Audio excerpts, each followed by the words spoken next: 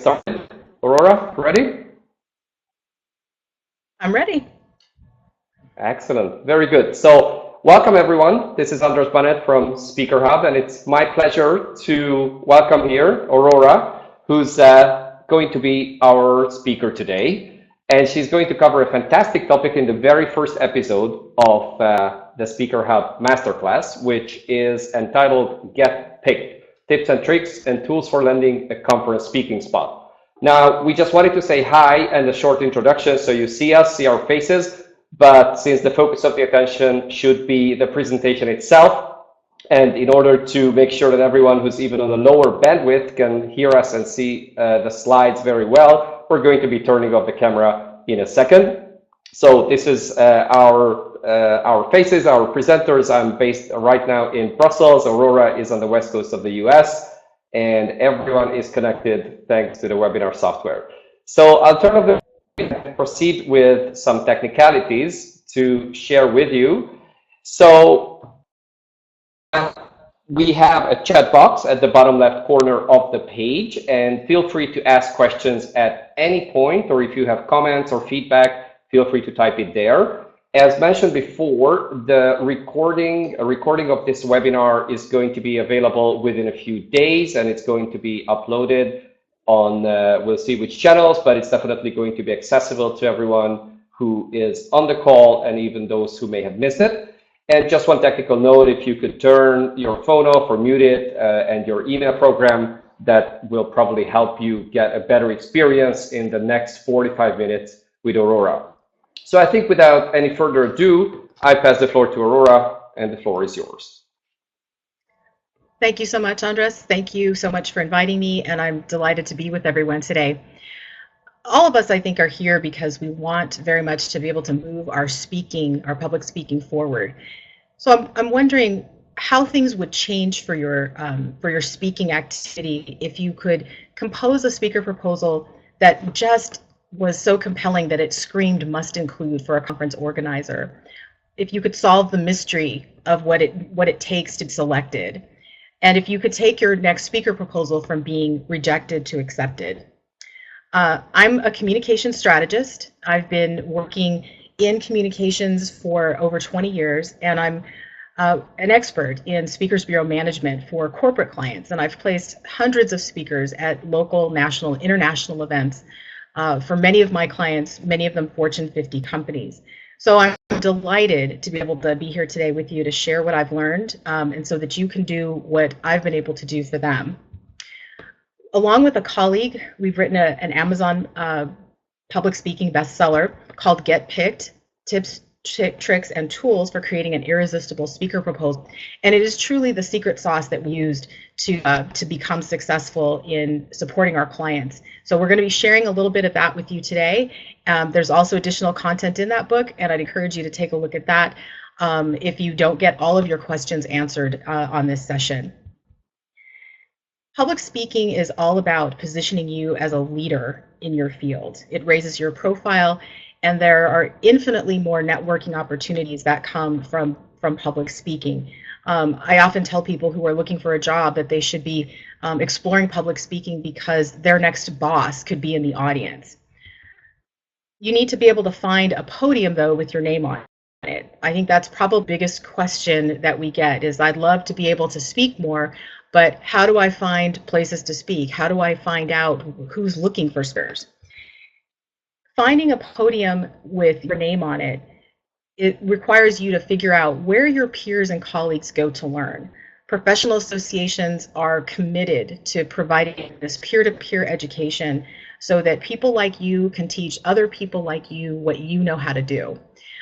Professional associations like the Association for Financial Professionals, Public Relations Society of America, depending on your country, there are professional associations that you should be exploring if expanding and growing your profile as a thought leader in your industry is your goal. If you're looking to grow, say, a business that you run, or if you're looking to expand your customer base, you might need to go and find those opportunities, find the places where your customers and your referral sources go to network. You want to pitch yourself as a speaker to those events. whether they are monthly meetings, they might be luncheon meetings, they might be national conferences, whatever they might be, you want to be able to find out where they go to connect and then go where they are. That's where you're going to want to find your speaking opportunities. If your target is to encourage people, if your target is to be a motivational speaker, what you're going to want to do is look for places where folks go to be encouraged. Be encouraged. This is going to be places like churches, social service organizations, educational venues.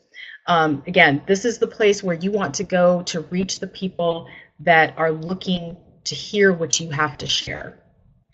There are lots of places to go. I think everyone probably thinks of Google as the first place. I found what Andres is doing with SpeakerHub to be one of the best. His gathering of call for speakers and organizations that are looking for speakers to participate in conferences and events is one of the best. I love reading his email weekly and seeing what he's come up with. Lanyard.com is also a good one. And then if you're looking for events locally, look for things like meetup.com, and local chapters of national associations are also always looking for speakers. Once you've got your eye on a conference or an event to speak at, your next question obviously is, okay, so now what? Now I know where I want to speak, now what do I do? Every conference has a call for speakers. That's how they solicit proposals. In this call for speakers is where they lay out the rules and the deadlines. You're going to need to know what those rules are, and you're going to need to follow them to the letter to increase your chances. With the rules, though, you're going to want to do everything you can to stand out from the crowd because it's a competition. Several conferences that I work with receive upwards of 600 or 700 proposals for maybe 120 speaking spots at a particular conference. So your goal is to win a spot on the agenda. You're going to need to stand out, and there's 5 things that you can do in order to make your session stand out and have it going. The first thing you're going to do is have a hot topic. You're going to want your title to be something that's rather compelling. You've got a story, journey to highlight, and then you're going to want to toot your own horn. You're going to want to tell about the success stories that you've had. You can't bore people. That's the thing you've got to remember. Your topic has got to be hot. A hot topic is something that keeps you up at night. It's anything new in innovative technology, new tools or solutions. It might be something controversial. I do a lot of work in the financial services area, and one of the most controversial areas is regulatory issues, processes, procedures, things like that. And then a hot topic is always a successful story, a problem that's been solved. Did you become a rock star at your job? Did you overcome a personal challenge and now have a wonderful story to tell about it? Those make hot topics. Your topic has to be something that is informative, that is educational. It's something that a conference organizer wants to put in front of its audience. You demonstrate that you can contribute to the conference's goals when you bring a compelling topic to them. Now, this next item for success, selling with your title, is probably one of the most important. You're going to make your session title stand out if you pay attention to this little bit of copy that's right at the top. Your title is the calling card for your presentation. It's the calling card for your proposal. You need to dedicate some time to this.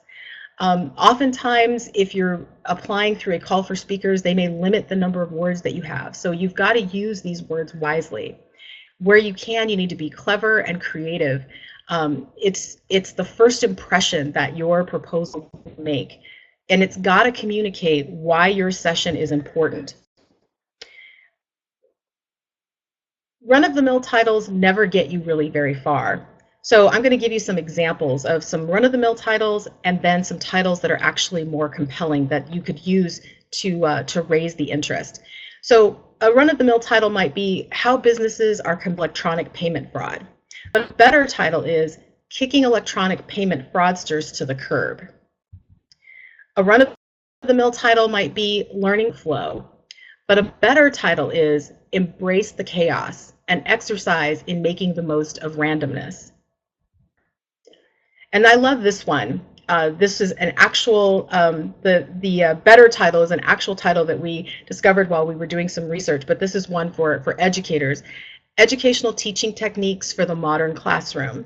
Much better. How I Cured Nose Picking with Duct Tape and Other Crazy Ideas That Improve Learning. That might be one of the best titles for a session that I've ever read, because it just screams, I've got to know, how did this teacher use duct tape to cure nose picking and improve learning?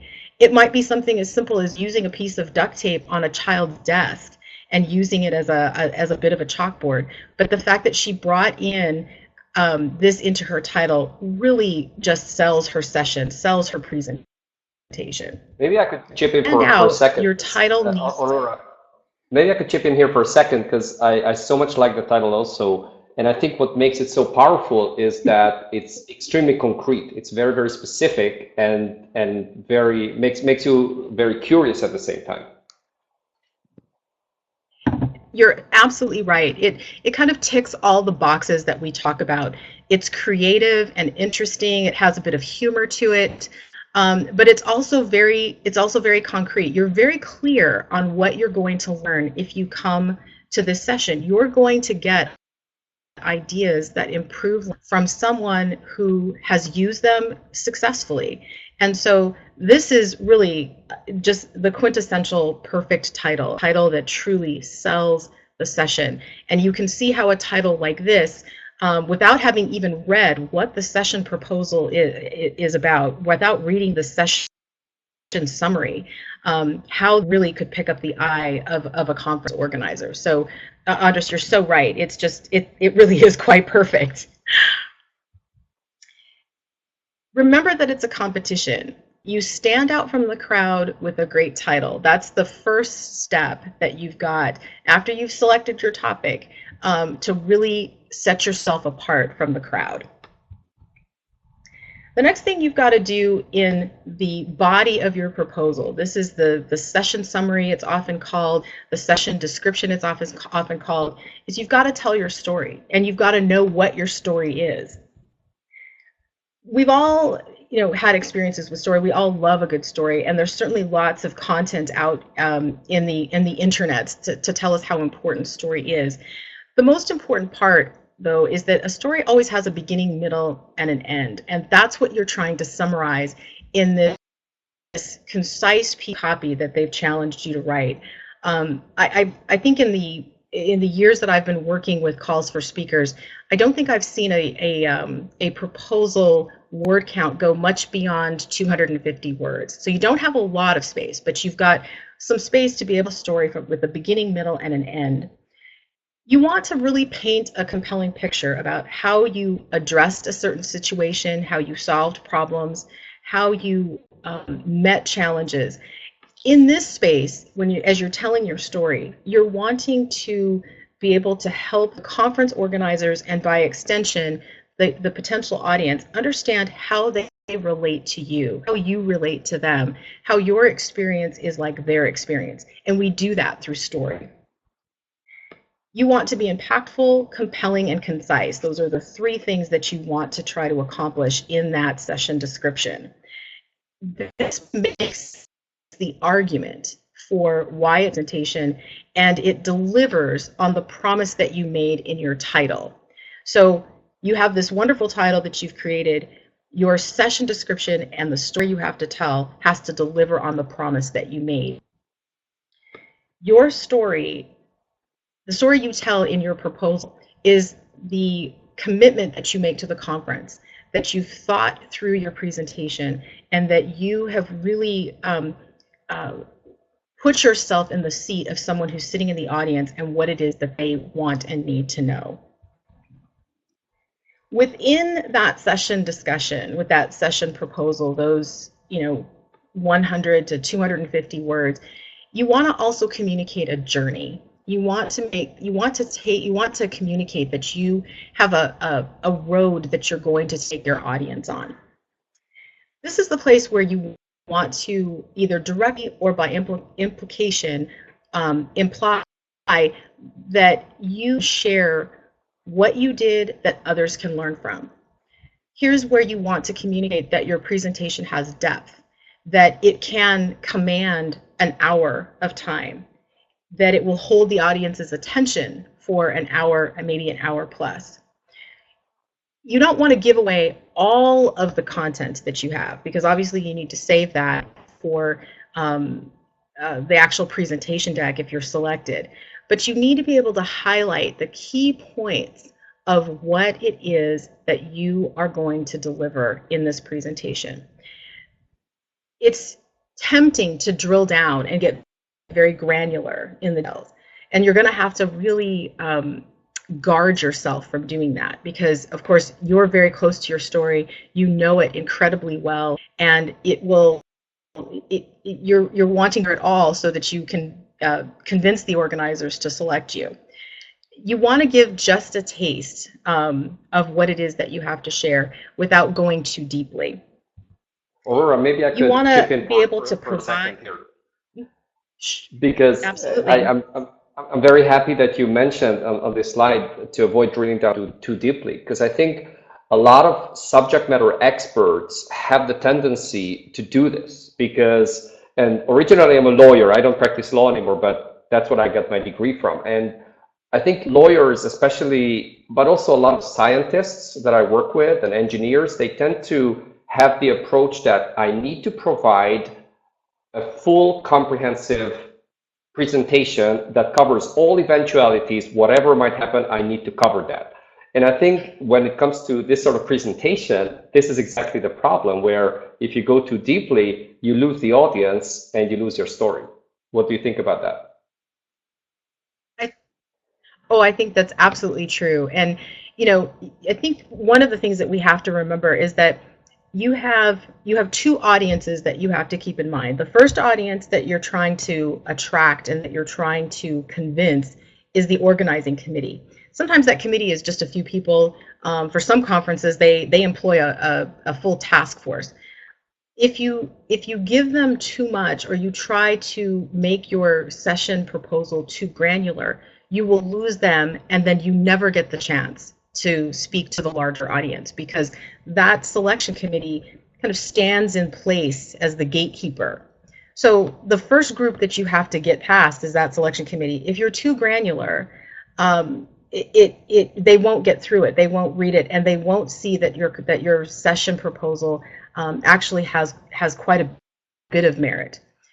Somehow manage to get past them and you become too granular in your presentation, then you will lose your audience, and that has all kinds of other implications to it. You know, an audience, you don't want to have an audience become bored while you're speaking. But the other thing that you have to, you know, be very thoughtful about is that your audience is going to have the opportunity to evaluate you, and the last thing you want to do is give them reasons to evaluate you poorly. So you're going to want to make sure that you strike a right balance, and then also leave an opportunity for your audience to engage with you, whether that's immediately after the session or, you know, post-conference through some type of contact. All of that's really important, and I think we have to kind of remember we don't need to throw it all on the table. We just need to throw enough on the table so that we get picked.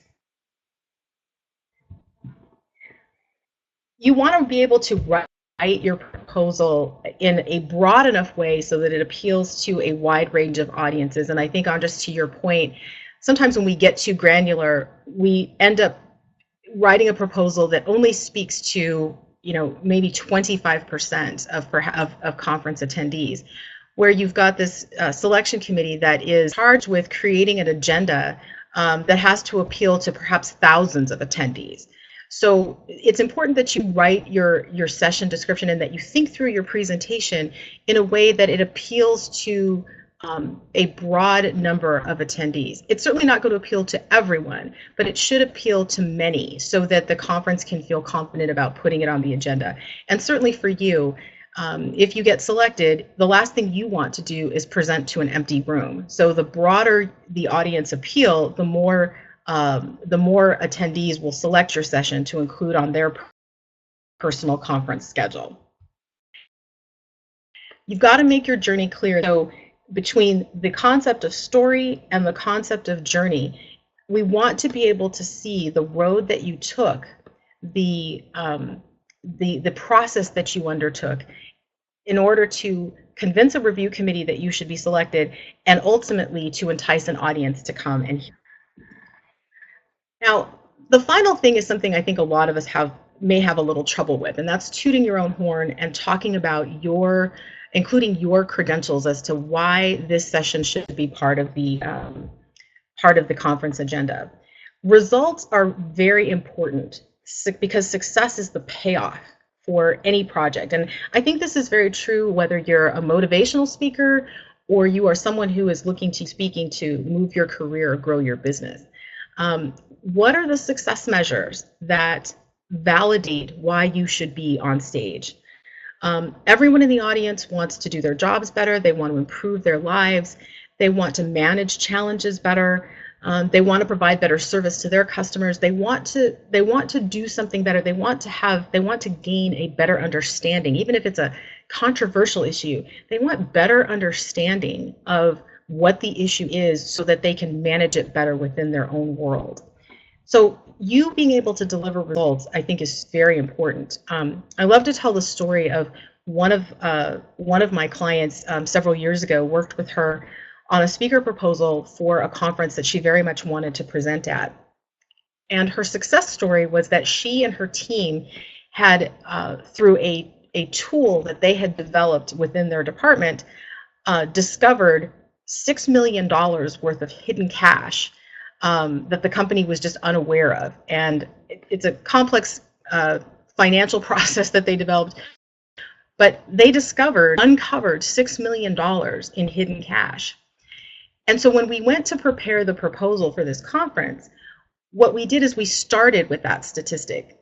And the proposal started out with the line, what if you could find $6 million in hidden cash for your organization? And from there, we told the story and discussed the journey that this team undertook to develop the tool and achieve this success. And not only were they selected for the conference, but they were also selected as a highlighted session. They got a room for their presentation. They were highlighted in the conference marketing. It led to other things for this particular professional and her team. They achieved some additional professional success. But it was being very confident and not being shy about tooting their own horn that led to that initial success of being selected for this conference. Be very thoughtful about what your key performance metrics are. What are the success points that you're going to point to?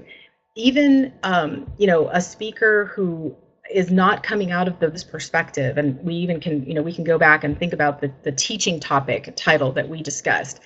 That teacher has some performance measures, some metrics that she was able to highlight in her session proposal that, again, delivered on that promise of the title. The success points could be the difference between having your proposal rejected or accepted. Very often, especially with professional conferences, you'll have multiple potential speakers submitting topics or submitting proposals that are on similar topics. And at that point, the conference organizers have to make a bit of a decision. They need to decide we really want this topic, but which of these speakers really is going to be the best, the most compelling.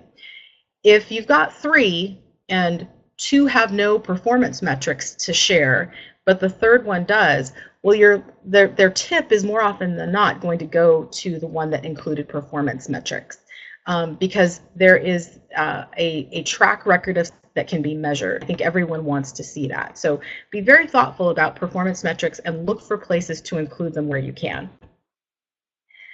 A couple things that I want to give you some key reminders about. Call for speakers have rules for a reason, and you can easily be eliminated if you ignore the rules. Be very thoughtful about deadlines, word counts, whatever it is that they're asking for, be sure to deliver on it. Ignore them at your peril. I know several conferences that the way that they weed out submissions that they don't even want to consider to get get the number of submissions down to a man. They eliminate all the ones that didn't follow the rules. So they don't even get considered because they didn't follow the rules. So ignore them at your peril. Proof, proof, and proof again before you submit your proposal. Nothing will make you a little bit queasy in the stomach by realizing that there was a typo, that you had a grammar problem in the paragraphs that you submitted. Proof your proposal. Get someone else to proof it for you. It's the little things that can really take your proposal down. So take care of these little small details. And then many speaker forms offer you different opportunities to include content. They might give you, say, 150 words for a session proposal, but then they give you other fields within their call for speakers form to address learning objectives or to address other key points. Never leave any of those fields. Use them to your advantage. My co-author often jokes with me because one of my driving principles when we put together speaking proposals, leave any words on the table. If they give you 150 words, use every last one of them. If they give you 2 places to include learning objectives, then don't put learning objectives in the proposal. Put the learning objectives in the learning objective space and use the words in the proposal to continue to build the argument. Don't leave words unwritten so that you use every opportunity to be able to build a case for your session. Remember that it's a competition. Many submit, but few are chosen. As I said, there's a conference that I'm working on right now for a client. The conference received nearly 700 proposals for 135 speaking spots. So you've got to stand out. That has to be your goal. Make sure that your topic educates and supports your professional goals. If you're an engineer or you're a lawyer and you're looking to raise your profile in a particular area of engineering or law, pick a topic that will be interesting to your audience, but that supports the goal that you have of raising your profile in that area. It's important to be able to measure them together and to weigh them carefully. You have to get something out of this deal other than just being picked. Be very thoughtful about story and you be creative. I think so often, especially when we're pitching events that are in our professional realm, that we feel that we can't use creativity or a little bit of humor. I think that's a mistake. I think that showing that you have a humorous side or that you can bring a bit of humor to a serious topic is important. It shows that you've been very thoughtful. It gives a little insight into your personality. I think all of those things are important. Those are the things that sell when you can't be there to speak for your proposal. I would also, by contrast, say don't force creativity where none exists. If you need help with creativity, I never above brainstorming with a friend or a colleague to build things. But if the title or the session description doesn't naturally lend itself to a creative flair or something humorous, don't force it. Just make sure that everything that you've put together is top-notch, that you've used every possible opportunity and then don't wait till the last minute. And Andres, I'm sure you've heard a lot of stories about people who wait to the last minute. I've talked with a lot of conference organizers, and the rush of phone calls that they get from people as the deadline approaches, asking for more time, it can be quite an onslaught, and you don't want to be the one who's not ready and not prepared to deliver the proposal. Once you land that speaking gig and after you speak, you want to update. You want to spread the news that you have landed a speaking gig as far and wide as you can. Update your SpeakerHub profile, announce it, use it as an update on LinkedIn, and update your profile and your resume. Whatever, if you have professional listings with the professional associations that you might belong to, definitely do that.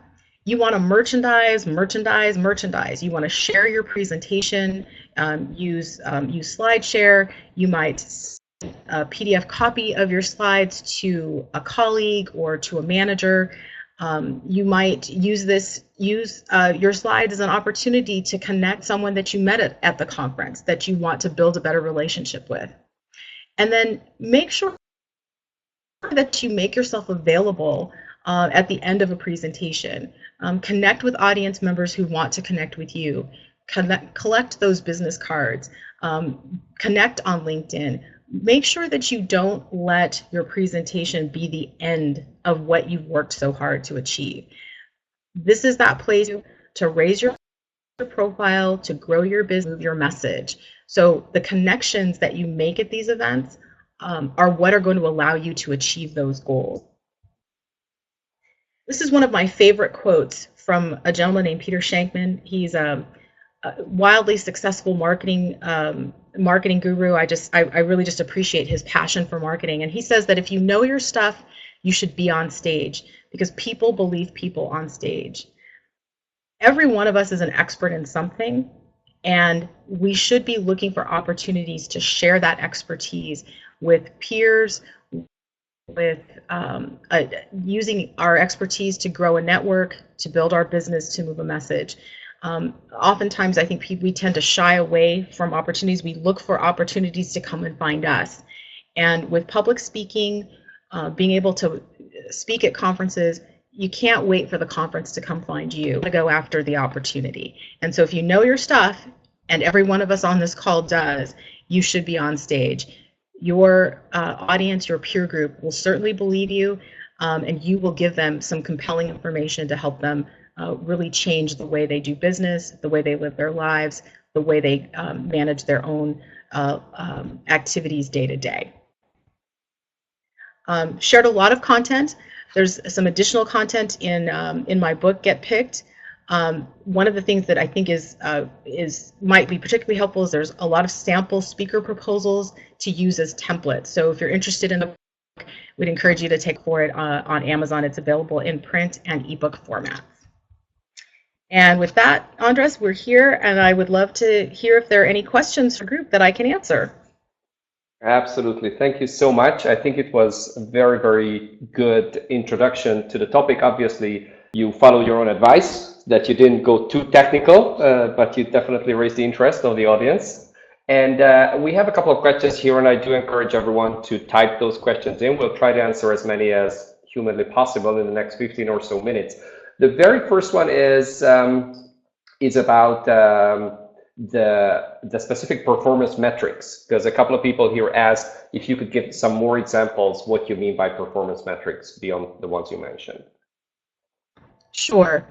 So performance metrics are going to be anything that provides some concrete measurement. They are factual measurements of the success for a project. So in the example that I gave, the metric was that the company found $6 million in cash that was hidden away in the treasury. So that $6 million is concrete. It's a factual, irrefutable truth about the success of the. In the education example that we talked about, the teacher might have used the percentage of her students who, before going through using the steps that she used, were at X performance reading level, and by the end of the school year had moved up 10%. It had improved by 10% their reading performance. For say someone who is a motivational speaker, if you perhaps maybe you're talking about health and wellness, and you have a weight loss metric that you want to be able to share, or implement in say a running speed. Anything that's concrete, factual, and irrefutable is a performance metric. Excellent. Thank you so much. Many questions coming in. Here's one about speaker fees. How would you set the speaker fees? Speaker fees are interesting.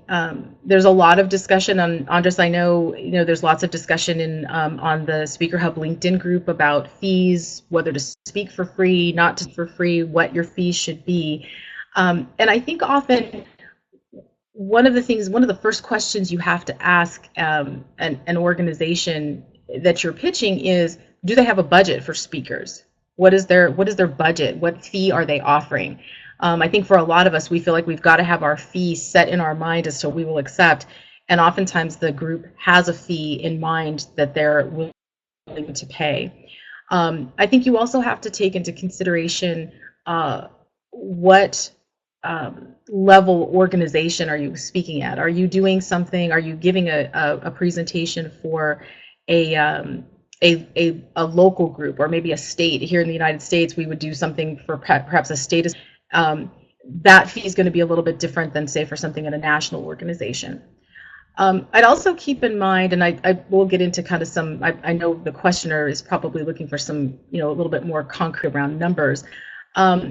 For, say, a national conference, for their, what I call the concurrent session speakers, oftentimes there will not be a speaking fee that's offered. They will offer a complimentary registration fee. They may offer, some other complimentary on-site conference perks, but they won't necessarily offer a fee. But they will offer a fee for, say, a luncheon speaker for, say, an awards luncheon that they happen to have at that conference, or certainly for their larger keynote speakers, they'll offer that. At that point, you've got to be able to assess what it is that they're asking you to do. Are they asking you to give a 30-minute presentation to motivate and encourage? That might be one thing that your fee, your fee might be one, versus something where you're actually being asked to teach something and develop, deliver some type of workbook content. So in terms of trying to decide and determine those fees, my first question would always be, for that conference, what is the budget? What budget do they have to offer? And then you're going to have to make some decisions based on what peers in your group are also charging. You want to make sure that what you're asking for is in line with what your peers, your quote-unquote competition, is also asking. So that's going to be different in different markets. It's going to be different for different situations and circumstances. And then with regard to just the question of speak for free or not to speak for free, I think it really depends on your goal. If your goal is to grow your career, being a session speaker where you don't receive a fee could really do quite a bit to help you reach your goal of securing a new position, raising your profile, building a reputation for yourself, in which case what you will receive in exchange for speaking for quote unquote free would be worth it. If you're going to be, speaking for a luncheon or something larger at a conference, then absolutely you should be looking for some type of compensation. Yeah, thank you so much for this answer, because indeed there's a very lively discussion on LinkedIn on the need a speaker, be a speaker group, and a couple of other places. And we've also written and had some guest authors share articles on SpeakerHub itself on this topic, whether speaking for free is a good thing, or what are the considerations you should bear in mind when establishing your fees. So that's definitely an ongoing topic, ongoing conversation.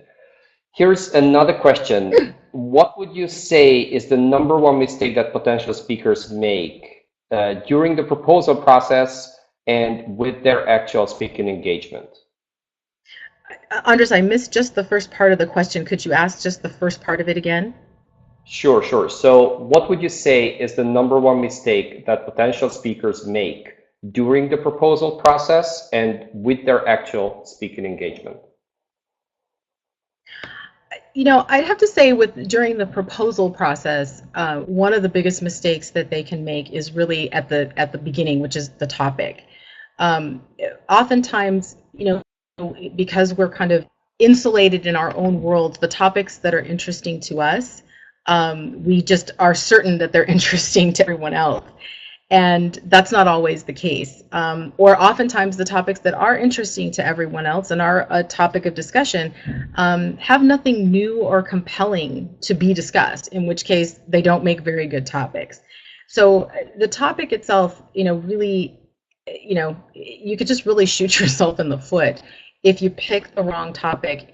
I have had some success with some really kind of weaker topics and dressing them up well with a great title and a great proposal. I have had some success with that, but not often. And I, for the sake of time, I won't share it here, but I do have a really tragic story with one of my clients who just refused to listen, that the topic that they were bringing to a particular conference was just not, it just wasn't compelling and they didn't get selected, and it just kicked off a really unfortunate series of events for lots of people. So I think the big mistake really, we started it is at the beginning with the topic. For the actual presenters, I think what often can be one of the biggest mistakes that people do is that they don't prepare well. They may put together a fine presentation deck, but they don't prepare. They don't put the time into rehearsing so they can really feel very comfortable and confident with their content and the story and the progression of how they're going to deliver it. So that often what they end up doing is reading their slides to their audience, and then all of the great work that they did in putting a proposal together and the effort to get picked kind of gets left by the wayside because they just deliver a very flat presentation, and the audience is left a little underwhelmed, and there's no reason for that. If you prepare well, you deliver a really solid presentation that delivers on the promise of your proposal. I think there's so many similarities with writing a resume, or as they usually call it in Europe, would be a CV, in terms of getting picked for a job, that as soon as you get past that hurdle and you are offered employment, then you need to really prove yourself. So it's a very similar process. Here's another question. How can we test the proposal? Maybe we think we have something to say, but actually we don't. How can we test it? What is your process of bouncing off ideas or making sure that you're on the right track, or the speaker you're representing is on the right track? Sure, I think that's a great question.